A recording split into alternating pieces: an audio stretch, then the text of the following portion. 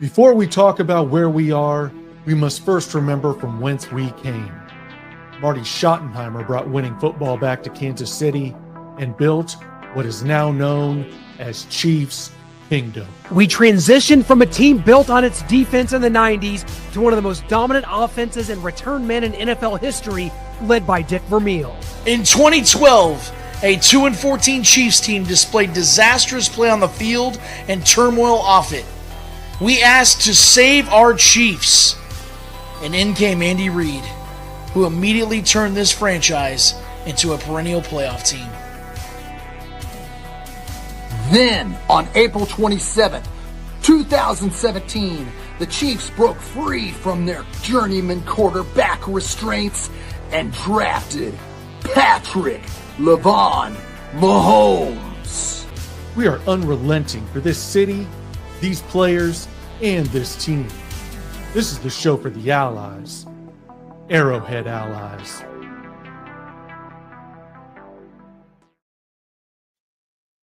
First, you don't succeed, Noah. You try again. Our first stream started off well enough with Ed McCaffrey, former Broncos legend. And we had some audio issues towards the end of that, so apologies. We decided to come back and do our second interview here live with you. Shawne Merriman, lights out, going to be joining us on this very show to help talk about the AFC West. He's already picked the Chargers to win the AFC West again. What could possibly go wrong, Noah? Absolutely nothing. I mean, that's everyone's favorite take every single year. It's just who's going to make it. Sean's going to make it every year. Mike Tannenbaum, Colin Cowherd. I mean, just join the party, everybody. If you're in the chat, join the party. Pick the Chargers. The Chiefs, 9 in a row. That means nothing. They're going down. This is the year. I know I said it 9 years before. No, this is the year. Hey, the Chargers last won this division in 2009. So I guess, as JP would say in Angels in the Outfield, hey, it could happen. Maybe they're due. Maybe this year. It's weird to think because the Chiefs actually, who were pushed by the Chargers in both regular season games to the brink, really. Of course, they were pushed to the brink by everyone on the schedule last year. But the Chiefs still won the division by 4 games, and that was with resting their starters. It could have been 5 games had they played all the way through. So that's how big of a gap there still was. Now, I do expect it to be a battle. This is going to be hard. The Chiefs are going to be up against what I believe is going to be a gauntlet in the AFC West. I think it's the best division in football. You can challenge me on that. You could talk about your AFC Norths. I'll listen. You can talk about your NFC East, honestly. Yeah. I'm not going to really listen. The Giants are in that division.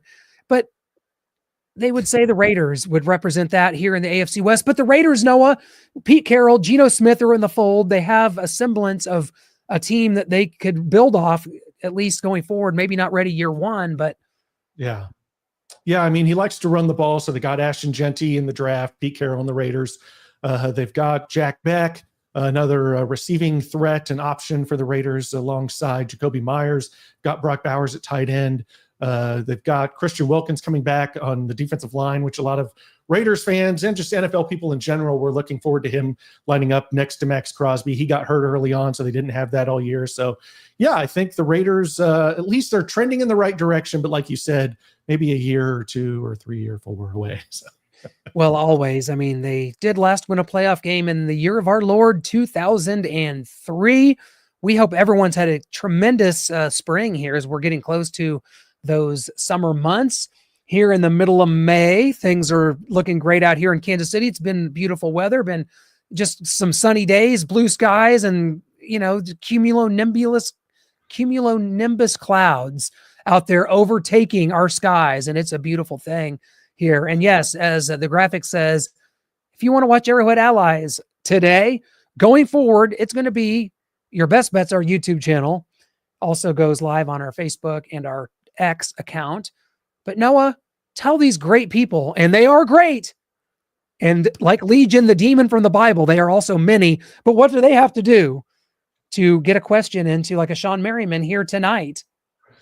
Yeah, we have guests on about each and every week. So make sure you're going to our Starcade Media YouTube channel and giving us a super chat, whether it's $1.99, $2.99, $49.99, because you want to support what we do here at Starcade Media.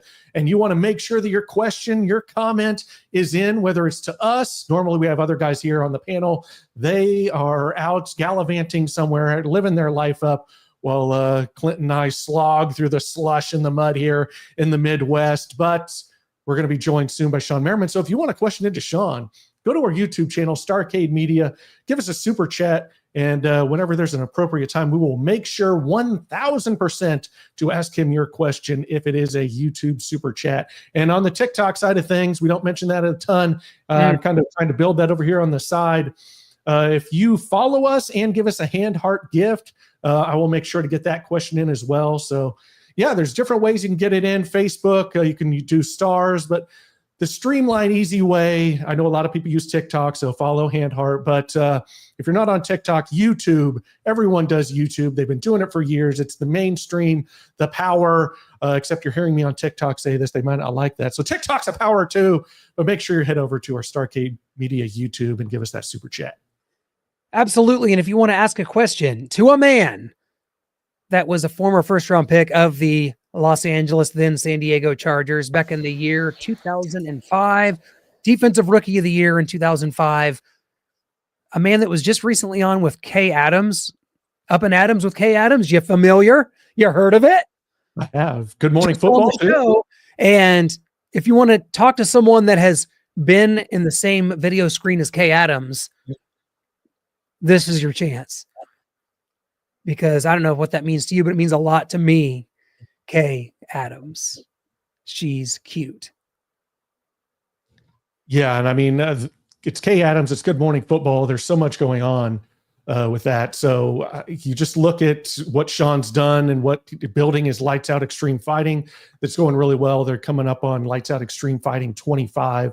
And yeah, I mean, he's a global icon he's building himself into here, trying to go toe-to-toe and with the UFC, but he's kind of like the audition for the UFC. So as we wait for Shawne here, we'll kind of get into some of the He is scheduling. apparently here waiting for us somewhere. So Oh, I will yes, be on the lookout. what an interesting situation we have on our hands here, guys.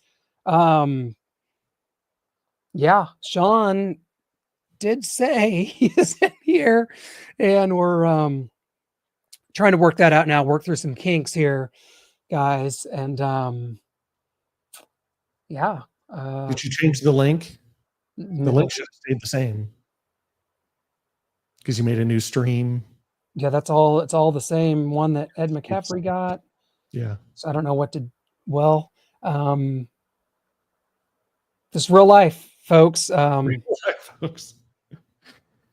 I'll kind of go through the schedule as you're dealing with the Shawne Merriman ghost situation. Thank you. The Chiefs and Broncos have a Christmas Day game. We talked a little bit to Ed about that earlier, about how the Broncos are going to try to steal Chiefs miss. See Sean Payton there as the Grinch, Ed McCaffrey stealing the presents. And you got Patrick Mahomes, Travis Kelce. They're going to try to stop that from happening again, as it did with the Raiders coming in and stealing Christmas. And we've also got a game that's been rumored. We're not 1,000% sure this is happening, but the Chiefs have been the rumor for week 1, Friday, after the opening game between the Eagles and Cowboys. It'll be Chiefs Chargers in Sao Paulo, Brazil. That's the rumor out there. They're going to announce it officially in the morning. So we'll see if those rumors are true, but I'm not a fan of this. I'm not a fan of really any of the international games, but definitely not a fan of this Brazil game because the field last time they did it wasn't in great shape. We don't need anyone getting injured early on out there, really ever, but definitely not early on for the Chiefs, whether it's Mahomes. McDuffie had one in Arizona a couple years back. So you just hope that they get this right, hope that the field's in working condition, and hopefully Shawne is not the rep, as you see in this photo, because he'll turn the lights out on the Chiefs, and they will lose week 1, which they've only done once, I believe, in the past 10 games. I think it was 2014 against the Titans. That's right. Week 1, the Andy Reid is 1-0. one loss there. So yeah, guys are waiting on Shawne Merriman, who's trying to join apparently. That's all Yeah, they had their Lights Out Extreme 24, Yeah, Tyrell thank you. Fortune 1. You see Sean in the suit back there.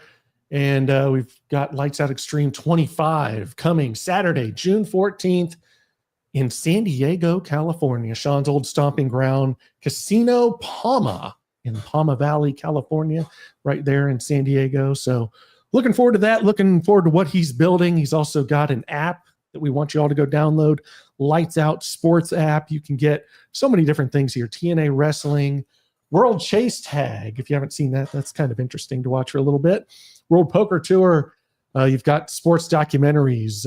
You've got every sport you can think of, whether it's a documentary, a TV show, a movie, actual events. As you can see, is Lights Out Extreme Fighting, full fights on there. I used to be big in the World Poker Tour. I've kind of lost track of it. So it's good to see that it's still going. And I've got my Lights Out Sports app so that I can keep watching that. And American Sevens Football League, I'm going to have to check that out. I haven't heard of that. So might have to ask Sean about that. They've got player profiles, women's sports, surf, skate, ski dramas. I mean, really anything you could want is on here. So it's worth a check out. It's worth downloading the app, supporting our guy, Shawne Merriman, with Lights Out Sports. No question about it. As we continue to wait. Folks, now just know that as plans will be made, plans will go awry. I just text Sean and we're trying to we can take a look at this Chargers team in their draft, the 2025 NFL draft class. They got a guy that I wanted the Chiefs to get, but then I was a little leery because we took Clyde Edwards-Helaire as a first-round running back. That didn't work out. They took Omarion Hampton and out of North Carolina. That's a back that I would have liked to see here, but the Chargers got him. Jim Harbaugh, he wants to run the football. He wants to build the trenches. They helped out. They really only have one true good receiving option, and that's Ladd McConkey. They helped that out by drafting Trey Harris out of Ole Miss. And then they fortified that defensive line edge, and then kind of went back to the offense with Keandre Lambert-Smith, who we know well, coming out of Auburn, and Trey Harris in the second round there out of Ole Miss as we cover the SEC. Aronde Gadsden II from Syracuse, a tight end for them. That's an area I feel like they've been lacking in, is tight end. He's a fifth-round pick. We'll see what he has. We know what his dad had as a Miami Dolphin, Aronde Gadsden, who's been on this show, who was able to get in the stream and he asked questions by yours truly. Yeah. And, when you think about where we're at in this season, as you just get past rookie minicamp and you start heading towards, mandatory minicamp, which will be coming up here, and to really just think about the landscape of the National Football League and where things are, I think that this is a really interesting time because the Chiefs are coming off of a complete Super Bowl embarrassment. Had they pulled off that three-peat, you'd be looking at just one of the most, unbelievable feats ever accomplished in the National Football League. So with the playing field seemingly being evened by what the Eagles did to the Chiefs have to go earn it all over again, which means you're going to have to take it from the Ravens side of things, maybe even the Bengals, the Bills, teams that people believe that's their turn. It's their up next. And the Chiefs are just going to have to continue to earn it and continue to get there and continue to win at a high level, which I think we all believe that they can and will do. Yeah. And where do you think these rookies are going to play a role in that as Sean comes in? And I will stop talking about Chiefs rookies. Well, Sean, we got you lights out, my friend. How's everything going? Sorry if we had some miscommunication there. What's up, fellas? How you doing, man? Oh, we're great. It's great to see you. Great to have you again. I know you've been on with Kay Adams a little bit lately, and I know that all you wanted to do is hang out with some good-looking dudes for once and get away from her. I get it. You're in good hands, Sean. How's it going? It's good, man. You know what? I'd much rather be on with you guys than Kay. I don't know what I was thinking, right? Wow. Are we recording? Is that still going? Yes, we're good. Okay, that clip was clever. From the top, so yeah. Sean, as you're coming in, we're just talking about we'll find out tomorrow for sure. We know the Chargers are opening their season in Sao Paulo, Brazil. We believe that will be against the Kansas City Chiefs. And we think that we maybe have an idea here if we could get you there as the referee. We have a graphic for that. And I think Shawne Merriman, I think that would work. I like this. I like this matchup. I think it kind of favors the Chiefs though, Sean, just considering the Chargers kind of lose a home game. The Chiefs don't have to go to LA to play, but what an opening game that would be for both teams if it's real. You know what? I was on NFL Network and Good Morning Football this morning, and it just seems like with all the real rivalries, they're starting the season out with bangers across, even in the NFC, right? With the Cowboys game against the Eagles, like across that's the Eagles, right? Yeah. So I think it was Green Bay and the Bears or something like it's some kind of matchup where they're just starting off the season with bangers. So I wouldn't doubt for 1 second that opening game in Brazil isn't against the Chiefs. Yeah, absolutely. That's the rumor going around. We look forward to that. But before we get into any more football, we got to talk about Lights Out 24 that just happened and Lights Out 25 coming up, because, I mean, you just had a great card, lots of great fights, and Tyrell Fortune is having his hand raised there with you in the background. And then you're going to go to your old stomping grounds in San Diego for Lights Out 25, my friend. Yeah, man, this Saturday was just insane. And that dude, Tyrell Fortune, look at him, how big I am in person. He's even bigger. That dude back is the size of that cage. And I think that one of these days he may have a real shot at the UFC. If he's not gone after 1 or 2 fights with us, I think he'll be there. But that card was a banger. You know, Jake Babian was on that one as well. Man, we had Brandon Art the fight. I thought he was going to pull that one off. He lost against Bruno. So we got some up-and-coming superstars in this game, man. So Lights Out Extreme Fighting 25 will be in San Diego at Casino Palma, back at my old stomping grounds. And this one's cool because this one's outside. When we go back down there to Casino Palma, it's outside. And so right when it turns at night, man, you see these mountains behind the back and the lights. It looks insane. So we're going to announce that full card, I think, on Monday.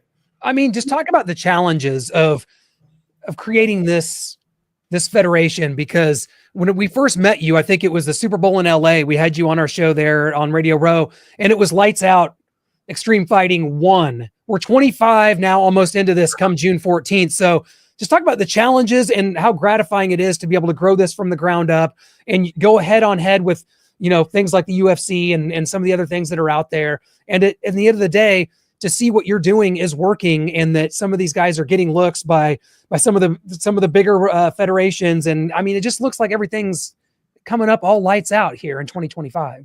Yeah, man, it's been incredible, and you can see a few grays and popped in since then. So I can tell you a little bit about that business. But so we ended up launching my network, Lights Out Sports TV, that's available on every smart TV, iOS and Android. So all of our fights are live there. But man, we got a ton of free live sports there. I am hooked on this GoPro channel. I don't know if I'm just like an adrenaline junkie or what, but we have a lot of other combat sports there. Swerve TV is there. This World Chase Tag is just insane. So it's been some sports, man, that, I was watching the Travis Kelce doc. We got a Travis Kelce documentary on there when I was peeping out the other day. By the way, y'all tell his ass to put back on some weight. Losing 30 pounds is not a good thing, even though he's trying to be healthy. He looks good though, man. I'm not gonna lie. He looks like he's ready for that afterlife after football and go and model somewhere. Apparently, Sean, that he didn't ever say that. This was just someone ran with that. Oh, really? Okay. Well, he looks good, man. He looks really lean, and that wouldn't surprise me because Tony Gonzalez did the same thing. I was going to say he went vegan, right? And he went vegan. And I'm not saying he was going to block too many people in the first place, but he for sure. He looks great. He really does. Yeah, and Sean, just kind of looking at the Chargers and what they've done this offseason, kind of get some help for Ladd McConkey there. And, adding Omarion Hampton, Najee Harris. What do you think this offense is going to look like with Justin Herbert coming off the season he had? And how Jim Harbaugh wants to run the football. Yeah, man, I think nowadays we're so caught up into great quarterbacks having to go out there and win every single game, right? I mean, you guys got one in probably, the best quarterback in football, but they shouldn't. No matter what the contract size, no matter what. Yes, you're the leader of the team. You should not have to go out and win every single football game. You should have a safety blanket back. You should have a running game. You should have a star wide receiver or a reliable wide receiver or tight end. You should have that. Just because you looked at it or deemed a great quarterback, you shouldn't have to go out there and take all the pressure. And also, too, being a former defensive player, man, like there's nothing worse than trying to stop the run. I mean, it is demoralizing when you can't stop a run. And by the way, it opens up the rest of your game. It opens up the pass game. It opens up so many different spots where you can actually function better if you have a running game. So I think that what Jim Harbaugh trying to establish, last year drafting Joe Alt, which was a surprise pick by many. But if you knew what type of coach Jim Harbaugh was, it made complete sense. And now you're going after. Let me tell you something about Meriman, man. I think that, don't get me wrong, Genty is for sure, the best running back in the draft. But it's not a 1 and 2. I think it's a 1A and 1B situation. And Meriman just wasn't getting the eyeballs and kind of the media notoriety that Genty was. But when you talk about somebody running downhill, he can do it all. I mean, he can lower his shoulder, catch the ball out the backfield. The yards after contact, he's great in. And then, by the way, you got Najee Harris back there who can also carry the load. And a lot of people like using the phrase thunder and lightning. Well, which one's thunder and which one's lightning? Because they both can fly and they both can run hard. So it's going to be interesting in the division this year. And I experienced this where the Chiefs. And I don't know if you guys seen it. They got picked up everywhere the other day when I was on Kay Adams' show about the Chargers, possibly winning the AFC West. We posted that up. Of course. Let me explain that a little bit. What happens is when you have a dominant team so much in the division, the other team starts to get draft picks, right? You go later in the draft. You go early in the draft. You get a better draft class. You get more opportunities. You're not playing as late in the season. You get more time to recover. A better time to get situated. And the rest of the division starts to catch up. Like Denver's also going to be a problem this year. Like Bo Nix is going to be a problem. Yeah, and I'm not saying I'm going to put the Raiders up there with the other three teams, but Geno Smith is an upgrade from what they had. They got Genty back there. Brock is going to be playing at a high level, and also they got a seasoned vet in the coach. Someone who's won a Super Bowl there, so they're also going to be better than they were, and so that's why I said what I said. I think that the Chiefs have been dominant for so long that just naturally what happens. And I experienced it. I remember when the Raiders absolutely sucked. I mean, we just go in and just stumped them left and right. And I think my last year with the Chargers, they beat us. They got, started getting high draft picks, and Gallery came in. Gallery, he didn't turn out that great. But it was a good right guard. Yeah, but it was better than what they had, right? They started to get players in there, and they beat us. And so, when I said that, I believe the Chargers have the best shot because, for one, they always played the Chiefs well because of the matchups. Even I think that the Chiefs has been the most dominant team in that division for a long time. It's a great matchup with the Chargers and what they have across the board. But it happens every year that the team in that division just get better just by year because you get these draft picks. You get an opportunity to stock up and reload. Yeah, and looking at the Chiefs, I mean, coming off of a blowout loss in a Super Bowl, and the way that people perceive teams like the Ravens and the Bills, that they're right there. We know the Bengals missed the playoffs, but gosh, if they'd gotten in, who knows? And we'll see what happens with Trey Hendricks in there, and that could be a big key for them. And then you got in the Chiefs' own division, the Chargers. You talked about it, the Broncos. We just had Ed McCaffrey on right before you. So we're really, trying to bring in all the comers here and try to figure this out. And so does that kind of come into play with it? Like, hey, if anyone's going to get the Chiefs right now, coming off this Super Bowl blowout loss, the last time the Chiefs got blown out in the Super Bowl, they didn't make it back to the Super Bowl and lost to the Bengals. So maybe the Chiefs are ripe for the picking here. Yeah, and look, they will always have a shot because of Patrick Mahomes. I mean, no matter what, right? If they got above average players built around them, then they're always going to have a shot. And I think that they got a hell of a draft pick and the sneaky draft pick in the offensive lineman, Josh Simmons, right? Yeah, Josh Simmons. I think, look, he's a guy that should have been a top 10 pick. Mm-hmm. But he got that injury. But he got that injury knock on him where people are going to be afraid of him because they don't know how he's going to perform or how long he's going to hold up. Let me tell you that dude is a knee bender. For as big as he is, he's a knee bender. He's athletic as hell for his size.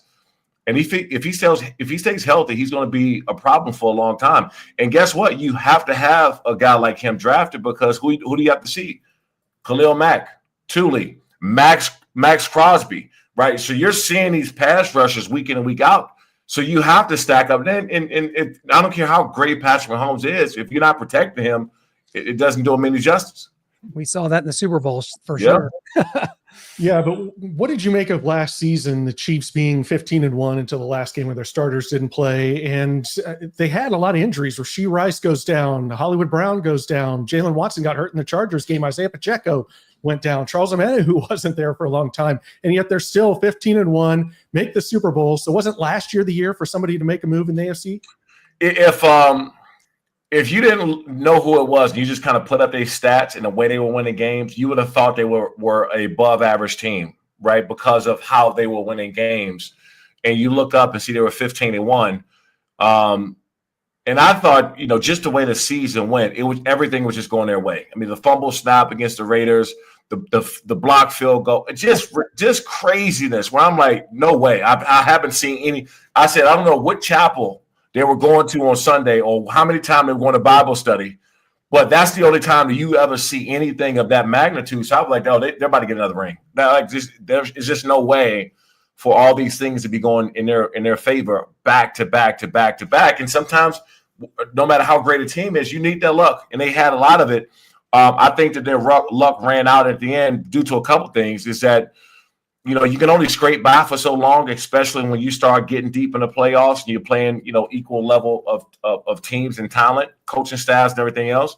And then two, man, it's that they just got riddled with injuries. And guys, I don't know because I'm not on the medical staff, but I'm almost sure that they had so many guys walking that game that was banged up. They just wasn't out to the public. I can guarantee you it was, and that definitely played a part in that. Yeah, and every team deals with that, of course, and that's part of the war of attrition that is football. But Shawne, I want to ask you, as we talked about the Chargers, and it looks like it'll be Chargers Chiefs week 1 on September 5th in Sao Paulo, Brazil. No, this is not UFC 3. This is the National Football League, right? So, what is your take just on these international games? Like, because to me, I get sent something every day that's like, oh, next year the Rams and Steelers in Australia, and it's just like it's hard for me. Maybe I'm just a guy that resists change a little bit, but man, there's a lot of international games coming up here. Is it good or bad? I think it's good. And you got to think the NFL is smart the way they're rolling everything out. They're not just, deciding, looking on the schedule and then kind of flipping the globe around and pointing to a spot and going to it. What they do is they start planting the seeds for a decade, having marketing out there, having players go out there and play flag football with teams and talk to the media runs. They plant the seeds for a decade before they go places. So by the time they get there, the international folks, they already understand the game. They're already excited about what they're watching. No, football is always going to be American sport, no matter what. It's always going to be American sport. I think I've seen something about a Super Bowl being played overseas. I think that's a horrible idea. It's the Super Bowl. It's our game. It should remain in the States always. But you can't resist the fact of it being global. And I think the players more so. The fans are not always going to be happy. The international fans, yes, but I think the players in general should be extremely excited about it because guess what? The bigger the game get globally, the bigger the contracts, the bigger the TV contracts, the bigger everything apart about the game. So if you're a player, like Minnesota has a back-to-back international game, right? They got to stay over there, which is smart, by the way, because no one wants to get on a plane and come back over there. So having back-to-back games is great. All this stuff is planned out. This is not something that the NFL scheduling team just woke up one morning and just started to flip the globe around and start pointing at a map and say, we're going to go here. Yeah, you make some good points there. And Shawne, you talked about how some of the Chiefs games were won in weird ways. That goes to the Bills game as well in the playoffs with the 4th and inches stop. And a lot of people are questioning, did he get it or not? And now there's this rule change with the Sony Hawkeye technology that they're going to measure the first downs with that. And I want to talk to you about that. What do you think about that kind of virtual measuring of first downs and ball placement and the tush push as well that's coming up for discussion? I'm not one that says it should be, you should ban the tush push, but I've always said I want to ban people pushing in general from behind. Well, the first part of that, I mean, we have too much technology out here to be still using, man-made eyes, right? Especially in critical moments like that. And by the way, that can also work in the Chiefs' favor because there was a couple of things happened the past year that, if they had this tech implemented, would have helped them out quite a bit too. And you have to be able to move with times, right? If this technology is available out here, you got to use it, and it just takes away. The rest, they're human. They're going to make mistakes. And I don't know if you guys remember the year that they pulled out like a card or whatever it was and measured a first down. It was like something. I'm like, dude, are we in 1947? What the hell is this? Right? Like, that was crazy to see that with all this technology that's available to us. And as far as the tush push, this is my thing. Stop it. Right? Like, you guys figure out a way during the offseason. There's plenty of rugby players you guys can go grab and spend some time with during the offseason to figure out. Trust me, when somebody, everything's a copycat league in the NFL. When somebody figures out a way to stop it, everybody will do it, and then they'll eventually get out of it. And I'm almost sure that the Philadelphia Eagles got a second or third option that they're already working on, either because it was going to get banned or somebody is going to figure out to stop it. So they're going to throw some kind of wrinkle in there to just change it a little bit. There's going to be more options off of it, maybe some jump passes out of it. It's just they're going to have other things done. But until someone stops it, I don't think the rules should ever change. Shawne, kind of as we begin to wrap up a little bit here, I want to ask you about your life after football and when you started thinking about this life, what it's going to look like, because you obviously dealt with some injuries. You were the defensive rookie of the year in 2005. That's the year the Chiefs drafted Derek Johnson. We've talked about it a lot before. You go to the Chargers. I was always intimidated by you and your mohawk and the lights out. And I'm just like, damn, this is one of the best linebackers I've ever seen in this league.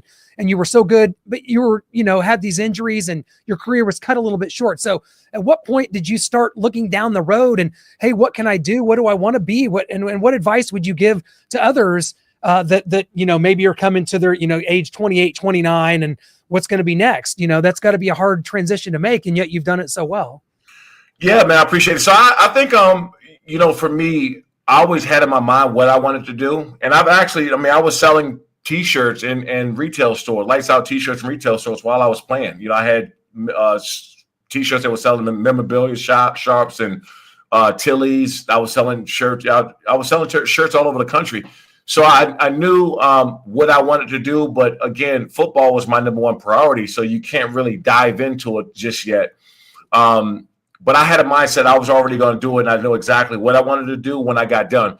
And I would tell any current player, when you start getting to those last couple of years, and your body is not reacting the way you want it to, you got some injuries, or you just can't change direction as fast, or for me, when those Thursday night games started to roll around, I was like, okay, I'm walking into the game barely healthy because your body just don't heal as fast as it used to.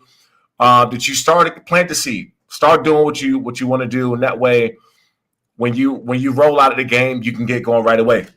Guys, let me tell you, like, everybody struggled. I went to NFL Network.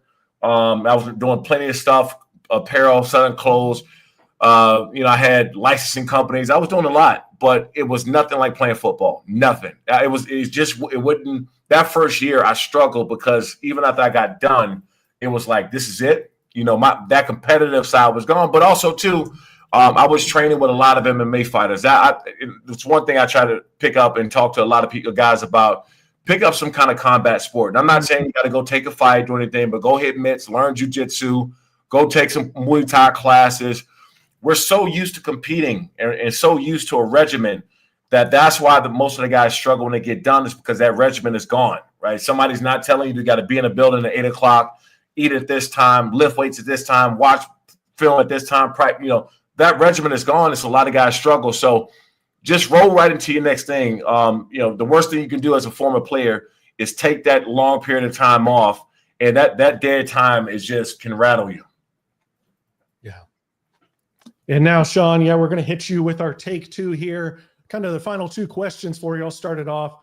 And I just wanted to ask you about Brian Schottenheimer. Got the job as the head coach for the Dallas Cowboys. He was your quarterback coach there in San Diego. Marty was the head coach your first year in 2005. Brian was the QB coach. I don't know if you've had a chance to talk to him a lot. I know you're on the other side of the ball, but if you have met him, talked to him, or just know that he's learned from his dad, what the Cowboys fans can expect from Brian Shawne. I did talk to him a lot, and he's a damn good coach. And, the kind of thing that frustrated me about, when they brought him up right from within an organization is that you kind of shoot the man down before you even give him a shot, right? Now, and we're so like everybody wanted this big flash, right? You got Jim Harbaugh came into the Chargers, Pete Carroll, right? So you're looking for this name. Well, let me tell you, a name don't guarantee you wins. It just doesn't. And what happens is when you don't want to do this, and this is, I think, the biggest hurdle that Justin Herbert has, and why he really, in certain cases, just didn't take that next level sometime. You got a new offense coordinator every single year. The last thing you want to do when you got a quarterback like a Dak Prescott, and I'm not saying Dak Prescott's the best quarterback in the league. I think he's a really good quarterback. But the last thing you want to do is start over, learning a new system. Like, we got to go. We got to go. And so you got to make a decision whether – because Brian Schottenheimer, he was going to get a head coaching job somewhere. Somebody was going to get him at some point, right? So you got to make a decision by letting him go somewhere else and go to another coaching staff, or hire within, keep that offense the same where everybody feels comfortable and they're ready to start the season. And it's not like you're learning a new language again, because that's exactly what learn a new playbook on the offense side of the ball is. It's learning a new language. Can't wait to see. I'm a big fan of Brian. I'm so excited for that opportunity. Last thing, Sean, have some fun with this one. I know you're a wrestling guy. You've been involved in a lot of ways. TNA Wrestling now on the Lights Out Sports app, which is great. Our good buddy Brian Myers on there. One of the hosts of Major Wrestling Figure Podcast. I'm one of those major wrestling figure figure collectors, and I don't like to brag about it or anything, Sean, but it's pretty good. But I got to ask you, just do this. What's your Mount Rushmore of pro wrestling tag teams of all time? So 4.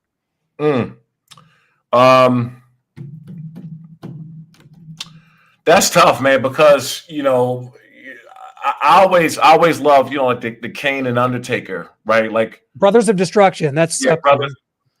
Me personally, that's my favorite of all time. I like both my Uso brothers. Yeah. But it was always Kane and Undertaker for me, because that was just scary as hell. Both of those guys coming out, and this was like pre take off the mask Kane. It was pretty damn scary. Yeah, Kane's actually been on this show before. Glenn Jacobs, the mayor of Knox County, on this show. A little less scary in person. And great stuff. Brothers of Destruction. That's a great answer. Sean, we can't thank you enough. We know you had a busy day and we're traveling, and you've been on a Good Morning Football a bunch, and Kay Adams, and you taking time means a lot to us to do this. So we'll definitely follow up again when the season gets here. We got 2 Chiefs Chargers games, man. So for sure. And by the way, guys, I'm working on having some kind of a tailgate show out there with Lights Out Sports TV. We got trying to shoot some content out there in the parking lots, working on getting 3 former Chiefs. I'm going to announce that probably, next month or so. 3 former Chiefs hosting the Ultimate Fan Zone, which is a 1-hour tailgate show, a couple hours before kickoff, man. So we'll be out there, and can't wait to do that. That's going to be big. And I'm actually going out to the tailgate show, so hopefully Chiefs fans, don't make me pull on the bulletproof vest, man. I just want to come out there and have a good time with the fans. And but it's going to be an awesome show. Can't wait to come out there. People see what kind of shape you're still in, Sean. You're safe. Yeah. Dude, we can't thank you enough, man. If you need any help with that promoting, hit us up. We'd be glad to work with you on that and make that a big thing. That'll be fun, man. Thank you so much. Yeah, you got it, guys. Appreciate it. You bet. Thanks a lot. Yeah, right. My friend. That's Shawne Merriman, and yes, it happened. I know what you were all thinking. You guys are going to pull a fast one. No, Shawne Merriman, one of the best, and he's out there. And guys, what he's doing with Lights Out Extreme Fighting, Lights Out Extreme Fighting. It's coming up on June 14th, number 25. It's emanating from San Diego, California. And I can't wait till the card will be released soon to see what he's done with this brand and how over he is as someone that's very respected in this genre in the National Football League, to go out there, and he makes a lot of predictions, does a lot of stuff. He's predicting the Chargers to win the West. I'm not calling it crazy. It's just that it's every year people pick the Chargers. probably going to happen someday. Maybe it is this season. I think they're going to be very good and competitive. So we will see. Yeah, I mean, Chargers, Broncos, Raiders will even be better. And as we know, the Chiefs played close games all the way down the stretch. I think he was a little tiny bit dismissive of just they found all these crazy ways to win. Like Mahomes may have had a down year stats wise, had a lot of injuries on offense, but third down percentage, fourth quarter QBR, tops in the league. The guy's just clutch, comes up in the biggest moments. And so he puts them in positions to win that game. Leo Chanel on special teams coming up with some big blocked field goals. So yeah, I mean, the Chiefs just find ways to win games because they're winners. That's what they do. Thanks for tuning in tonight. We had a double shot for you, Ed McCaffrey and then Shawne Merriman. We had some technical difficulties with Ed. We're going to get him back on and do it the right way. Shawne, you can count on him. Hopefully we'll be able to catch up with him here when the Chargers come to Arrowhead, which we will find out tomorrow.